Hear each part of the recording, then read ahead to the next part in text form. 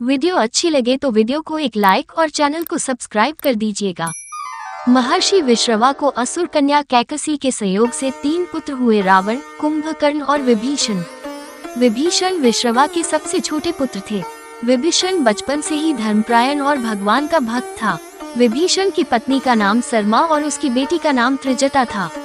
ब्रह्मा से वरदान। एक बार तीनों भाइयों ने बहुत दिनों तक कठोर तपस्या करके ब्रह्मा जी को प्रसन्न कर लिया। ब्रह्मा ने प्रकट होकर तीनों से वर मांगने के लिए कहा। रावण ने अपने महत्वाकांक्षी स्वभाव के अनुसार ब्रह्मा जी से त्रैलोक्य विजयी होने का वरदान मांगा। कुंभकर्ण ने इंद्रासन की जगह गलती से निंद्रासन मांग लिया, इसलिए वो वर्ष में बस 1 दिन के लिए ही जागता था। अंत में विभीषण ने उनसे भगवत भक्ति की याचना की। तपस्या से लौटने के बाद रावण ने अपने सौतेले भाई कुबेर से सोने की लंकापुरी को छीनकर उसे अपनी राजधानी बनाया और ब्रह्मा के वरदान के प्रभाव से त्रैलोक्य विजयी बना। विभीषण भी रावण के साथ लंका में रहने लगे। रावण को समझाया। रावण ने जब सीता जी का हरण किया तब विभीषण पराई स्त्री के हरण को महापाप बताते हुए सीता जी को श्री राम को लौटा देने की सलाह देकर हमेशा धर्म की शिक्षा देता था, लेकिन रावण उसकी एक नहीं सुनता था। अंत में रावण ने उसे लंका से निकाल दिया। प्रभु भक्त विभीषण का हनुमान मिलन। हनुमान जी सीता की खोज करते हुए लंका में आए।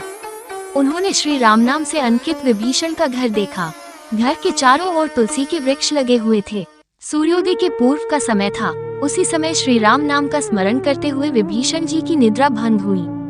राक्षसों के नगर में श्री राम भक्त को देखकर हनुमान जी को आश्चर्य हुआ। 2 राम भक्तों का परस्पर मिलन हुआ। हनुमान जी ने उनसे पता पूछकर अशोकाटिका में माता सीता का दर्शन किया। नहीं जला विभीषण का घर। जब हनुमान जी लंका का दहन कर रहे थे तब उन्होंने अशोक वाटिका को इसलिए नहीं जलाया क्योंकि वहां सीता जी को रखा गया था। दूसरी ओर उन्होंने विभीषण का भवन इसलिए नहीं जलाया क्योंकि विभीषण के भवन के द्वार पर तुलसी का पौधा लगा था। भगवान विष्णु का पावन चिन्ह शंख, चक्र और गदा भी बना हुआ था। सबसे सुखद तो ये कि उनके घर के ऊपर राम नाम अंकित था। ये देखकर हनुमान जी ने उनके भवन और मंदिर को नहीं जलाया। राम के शरणागत हुए विभीषण। रावण के निकाले जाने के बाद विभीषण के पास और कोई चारा नहीं था। वे प्रभु श्री राम की शरण में चले गए।